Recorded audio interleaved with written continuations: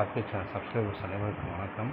நம்ம சேனலில் தெரிந்த ஊர்கள், தெரியாத பல செய்திகள், தெரிந்த செய்திகள், தெரியாத பல ஊர்கள், உண்மை சம்பவங்கள், அனுபவங்கள் இதை வச்சு வீடியோக்கள் போட்டு வந்துட்டுருக்கோம். நண்பர்கள் யாரும் புதுசாக வீடியோ இருக்கிற சேனலை பார்த்தீங்கன்னா போய் சப்ஸ்கிரைப் பண்ணாமல் பார்த்துட்ருக்கீங்க. தயவுசெய்து சப்ஸ்கிரைப் பண்ணிட்டு பக்கத்தில் இருக்கிற பெல் பட்டனை கிளிக் பண்ணி ஆல் நோட்டிஃபிகேஷன் வச்சுங்க. போனால் போடக்கூடிய புதிய நோட்டிஃபிகேஷன் வரும். சரி, வாங்க வீடியோ கூட போகலாம். என்ன விஷயம்னா,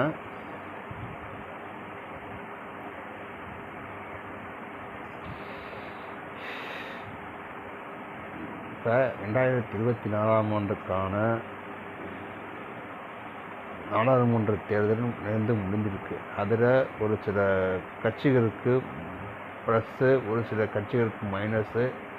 அது மட்டும் இல்லாமல் ஒரு கட்சி இந்தியாவில் தான் எல்லாங்கிற மாதிரி குதிச்சுக்கிட்டு இருந்துச்சு. அந்த கட்சிக்கு இன்றைக்கி இந்த தேர்தல் சவுக்குடி கொடுத்து ஓரத்தில் உட்கார வச்சுருக்கு. இனி அந்த கட்சியோட ஆட்சி அமைக்குன்னா அது கூட்டணி ஆட்சி. அது கூட்டணி ஆட்சி. அந்த ஆட்சி மட்டும்தான் யார் ஆட்சி அமைச்சாலும் அவங்க கூட்டணி ஆட்சி தான் அமைப்பாங்க. இப்போ ஆட்டம் போட்டதுக்கு அடக்கி குறைச்சிட்டாங்க மக்கள். இன்னும் நீங்கள் திருந்தாமல் அப்புறம் தான் மீசையில் மண்ணு ஓட்டாத மாதிரி நீங்கள் தொடர்ந்து வெறுப்பு பிரச்சாரங்கள் இந்தமாரி மதத்தை தூக்கி பிடிக்கிறீங்க. ஸோ மதத்தை தூக்கி பிடிக்கக்கூடிய கட்சியும் சரி, வெறுப்பு பிரச்சாரம் பண்ணக்கூடிய கட்சியும் சரி கனவை போயிட்டு இந்த அடி வாங்கியும் திருந்தலைன்னா அந்த கட்சியோட நிலைமை என்னங்கிறத பொறுத்திருந்து பார்ப்போம். ஏன்னா பல கட்சி இந்தியாவில் கனவை போயிருக்கு. அதில் ஒரு கட்சி, இந்த கட்சி கனவை போயிடுங்கிறது தான் எல்லாருடைய வருது. ஏன்னா ஒரு ஒரு மிகப்பெரிய தலைவர்கள் சரி, மிகப்பெரிய ஆளுமிக்க தலைவர்கள் ஒரு கட்சி கூட அடக்கி உட்கார வச்சுப்பாங்க. அதுக்கு அது ஒரு எடுத்துக்காட்டு அந்த தேர்தலே நடந்துச்சு.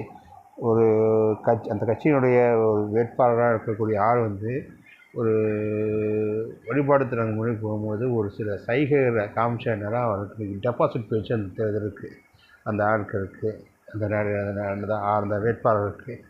அதை ஞாபகம் வச்சு பயன்படுத்தும். இந்தாவது கட்சியை கரையெடுக்கணும்னா இந்தமாரி மத வெறுப்பு பிரச்சாரங்கள், தனிமொழி தாக்குதல், வெறுப்பு பிரச்சாரங்களை இதை கைவிட்டு அரசியலில் யார் மக்களுக்கு யார் நல்லது பண்ணுவாங்களோ அவங்கள வச்சு ஆட்சி பண்ணணும். அதை விட்டுட்டு நான் மறுபடியும் மதத்தை கையெடுப்பேன்னா 10 வருடங்களுக்கு அடுத்த ஆட்சிக்கிறதுக்கு இந்த 15வது 3வது டேர்முக்கு கொடுத்துருக்காங்க மக்கள். 4வது விஷயமும் பண்ணினீங்கன்னா வரக்கூடிய விஷயங்கள் கட்சி காணாமல் போகும். எழுதி வச்சுக்கோ, நடக்கும். இன்னும் தீர்ந்தரா அப்படின்னா நடக்கும். எல்லாரையும் அனுபவிச்சு இந்தியா ஒரு பன்முகத்தன்மை உள்ள ஒரு மதச்சார்பற்ற சமூக நீதி, சமதர்ம, ஜனநாயக ஒரு மக்களாட்சி.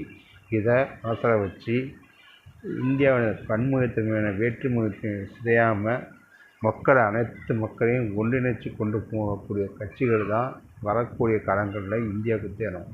இல்லை, ஏன்னா இந்த தேர்தலில் அந்த கட்சிக்கு பெரும்பான்மை கிடைச்சிருந்துச்சுன்னா இந்த சமதர்ம, சமய நம்பிக்கை, மதச்சார்பின்மை இந்த வார்த்தை கனவு போயிருக்கும். ரெண்டாவது ஜனநாயகத்துக்கு அடுத்த நாம போயிருக்கோம். கடன் சேர்த்து தான் மக்கள் கொடுத்த தண்டனை. இதுதான் மக்கள் புரட்சி.